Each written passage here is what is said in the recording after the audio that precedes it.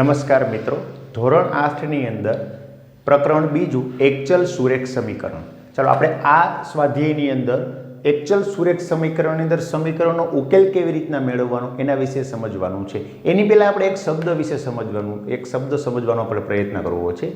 એકચલ સુરેખ સમીકરણ, જે સમીકરણની અંદર માત્ર એક જ ચલ આપેલું હોય, જે સમીકરણમાં માત્ર એક જ ચલ આવેલું હોય, આવા સમીકરણને એકચલ સુરેખ સમીકરણ કહેવાય. ચાલો સાહેબ, તમને એમ થાય કે આમાં સાહેબ ચલ કોને કહેવાય એ તમે સમજાવો. ચાલો અહીંયા હું તમને એક સામાન્ય ઉદાહરણ આપું છું.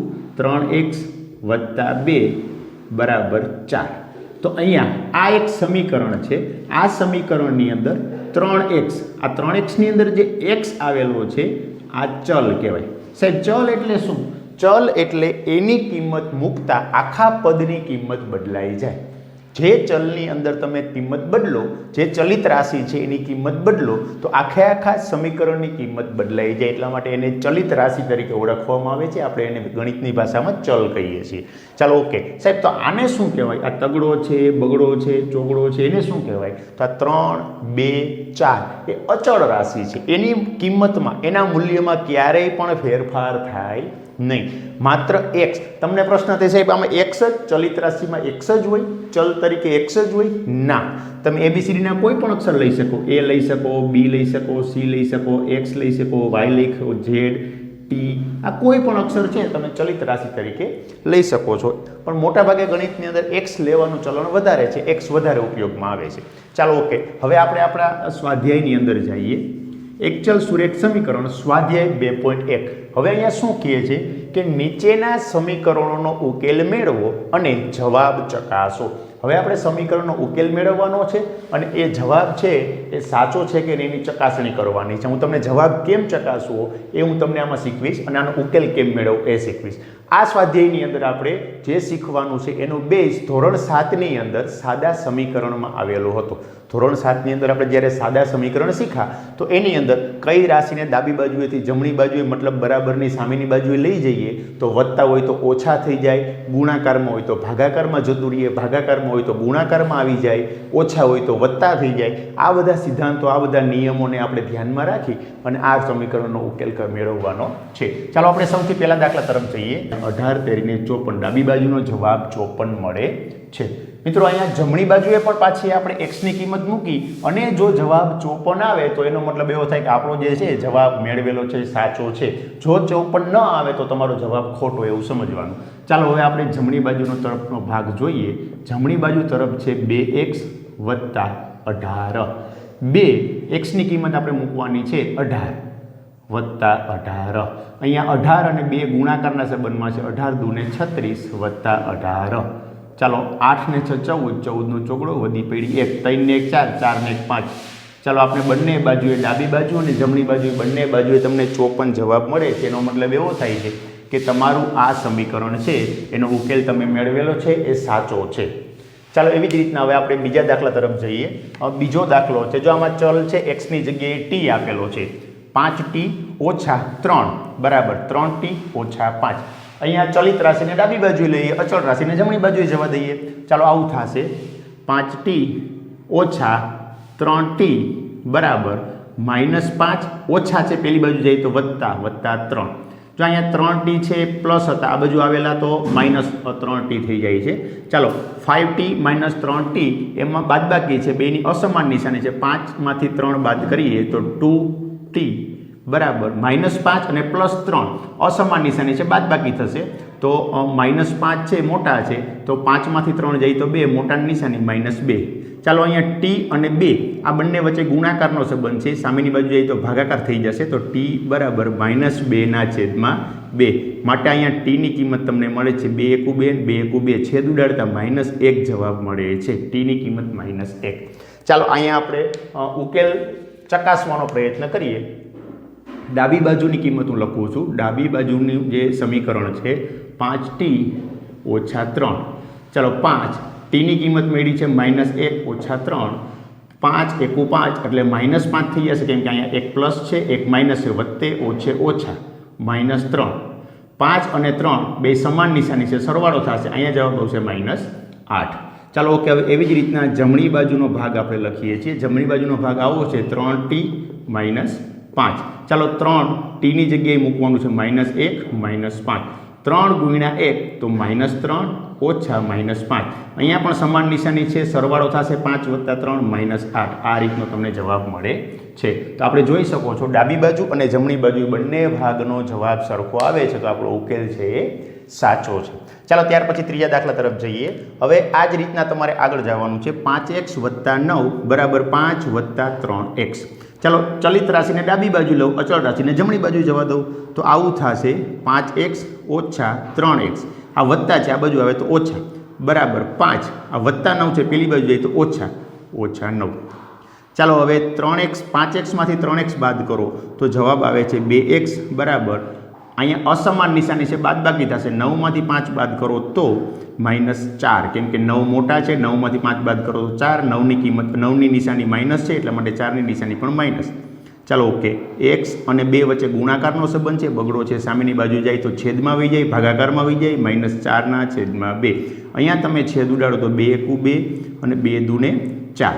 આ રીતના તમારો છેદ ઉડે તો જવાબ આવે x બરાબર -2.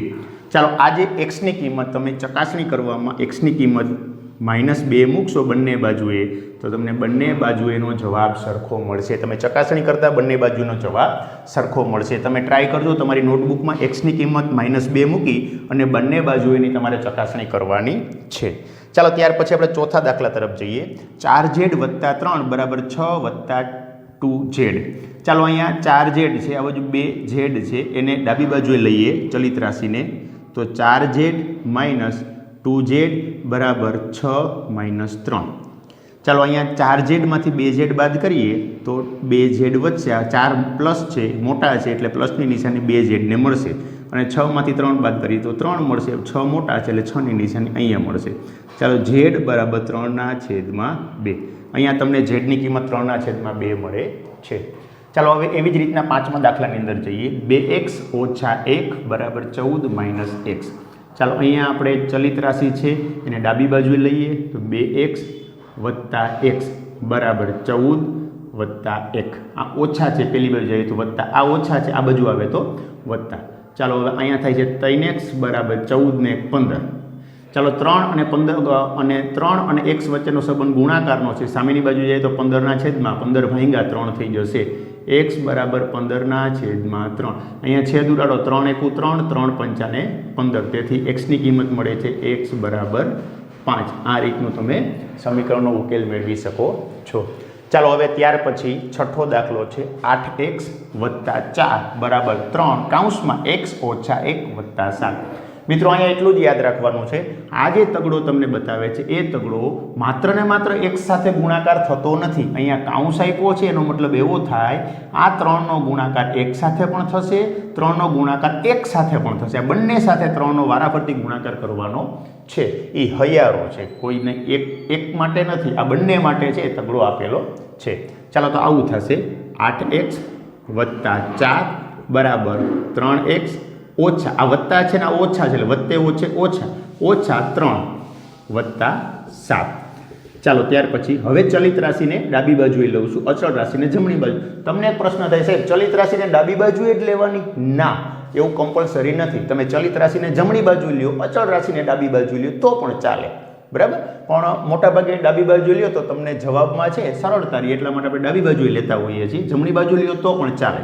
ચાલો 8x અને આ 3x છે એને ડાબી બાજુએ લઉં છું, તો 8x - 3x બરાબર -3 + 7. આ બંને તો એમના એમ જ, આ +4 છે, જમણી બાજુ જઈએ તો -4 થશે. ચાલો 8x માંથી 3x બાદ કરો એટલે 5x બરાબર, અહીંયા -3 - 4 એટલે -7, માઇનસ વાળાનો સરવાળો કરું છું, સમાન નિશાનીનો સરવાળો કરીને મૂકી દીધા, +7. એક પ્લસ છે, એક માઇનસ છે, 7 માંથી 7 અસમાન નિશાની બાદબાકી થશે, 7 માંથી 7 જાય તો 0. તો આવું થાય 5x બરાબર 0. તેથી x બરાબર 0/5. 0/5 કોઈ પણ મોટી સંખ્યા આવે એનો જવાબ હંમેશા 0 આવે. તો x બરાબર 0/5 બરાબર જવાબ 0 થાય. ચાલો આ રીતે આપણે છઠ્ઠા દાખલાનો જવાબ મેળવી શકીએ છીએ. હવે સાતમો દાખલો જોઈએ. અપૂર્ણાંક આવેલા છે એટલે આપણે થોડુંક એમ થાય કે સાહેબ અઘરો દાખલો છે. અઘરું કાંઈ હોતું જ નથી. જોઈએ. ચાલો આ દાખલાની અંદર અંશનો ગુણાકાર અંશમાં, છેદનો ગુણાકાર છેદમાં, આના છેદમાં કંઈ છે નહીં, તો આપણે કાંઈ ન હોય ત્યારે 1 હોય. શું હોય? 1. તો 5નો ગુણાકાર 1 સાથે કરશું, 4નો ગુણાકાર અહીં જેમ ઉપર કર્યું ને એવી રીતના બંને સાથે 4નો ગુણાકાર થાય. બરાબર? એ રીતના. ચાલો તો આવું કરી શકાય. x બરાબર 4x વત્તા 4 દાન ને 40 છેદમાં 5. હવે આ 5નો ભાગાકારમાં છે, સામેની બાજુમાં આવે તો ગુણાકારમાં આવી જાય. તો 5x બરાબર 4x વત્તા 40. હવે 4x ને ડાબી બાજુએ લઈ લઉં, અચળ રાશિને જમણી બાજુ જવા દઉં, તો 5x ઓછા 4x બરાબર 40. ચાલો 5x માંથી 4x બાદ કરો તો તમને જવાબ મળે છે x બરાબર 40. એકદમ સહેલો દાખલો છે, x બરાબર 40. ચાલો ત્યાર પછીનો 8મો દાખલો છે. અહીંયા તમને અપૂર્ણાંક આપેલા છે. બરાબર? પૂરેપૂરા અપૂર્ણાંકને તમે બરાબરની જમણી બાજુએથી ડાબી બાજુએ પણ લઈ શકો, લસા લઈ અને સોલ્યુશન કરીને પણ કરી શકો. બંને રીતે તમે દાખલો કરી શકો છો. હું પહેલાં પૂરેપૂરા અપૂર્ણાંકને ડાબી બાજુએથી જમણી બાજુએ લેવાનો પ્રયત્ન કરીને તમને સમજાવું છું. બરાબર? ચાલો તો આવું થશે. 2x ના છેદમાં 3 આખો અપૂર્ણાંક ડાબી બાજુ આવી જાય તો માઇનસ 7x ના છેદમાં 15. બરાબર? જો મિત્રો અહીંયા ઘણા વિદ્યાર્થીઓ એવું કરે કે સાહેબ આ તો ભાગાકારમાં છે, માત્ર ને માત્ર 15 તમારે સામે લઈ જવાના હોય તો ગુણાકારમાં જાય. અહીંયા તો તમારે આખું પદ લઈ જવાનું છે અને આખું પદ પ્લસ છે એટલા માટે આવ્યું, તો આખા પદને આપણે માઇનસ નિશાની આપેલી છે. બરાબર? 3. હવે એકડાને સામેની બાજુ લઈ લો તો -1. બરાબર? ચાલો હવે આપને ખ્યાલ છે અપૂર્ણાંકના સરવાળા બાદબાકી શીખ્યા. જ્યારે છેદ સમાન ન હોય ત્યારે શું કરવું પડે? લસા લેવો પડે. ઓકે, ચાલો અહીંયા 3 અને 15નો લસા લઈએ તો તમને લસા લેતા આવડે છે. 3 અને 15નો લસા 15 થાય. છતાં પણ અહીંયા જોઈ લ્યો 3 અને 15 આ રીતે આપણે લસા લઈએ છીએ. બરાબર? 3 એકુ 3, 5 તેરીને 15, 5 એકુ 5, 1 1 અને 5 તેરી 15 તમને લસા મળે છે 15. આ બંનેના ગુણાકાર જેટલો લસા થાય. બરાબર? તો અહીંયા 15.